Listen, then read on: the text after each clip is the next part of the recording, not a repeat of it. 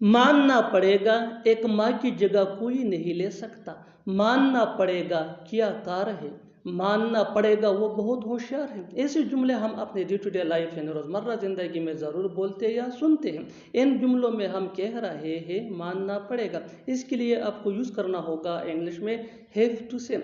आइए complete structure देखते हैं। हैव टू से प्लस कामा प्लस सेंटेंस। सेंटेंस ये टेंस या सिचुएशन के हिसाब से चेंज होता रहेगा। हैव टू से ये वही का वही रहेगा, विच मीन मानना पड़ेगा। अच्छी तरह समझने के लिए कुछ मिसालें देखते हैं। मानना पड़ेगा एक माँ की जगह कोई नहीं ले सकता। Have to say no one can take a mother's place. Have to say no one can take a mother's place. मानना पड़ेगा क्या कार है। Have to say what a car. Have to say what a car. मानना पड़ेगा वो बहुत होशियार है।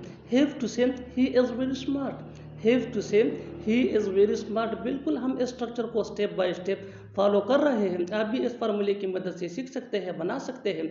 ऐसे बहुत से जुमले अंग्रेजी जुबान में आसानी say that can be really helpful. अच्छी तरह समझने के लिए एक और मिसाल देखते हैं। One more example for better understanding. मानना पड़ेगा तुमने बहुत अच्छा किया।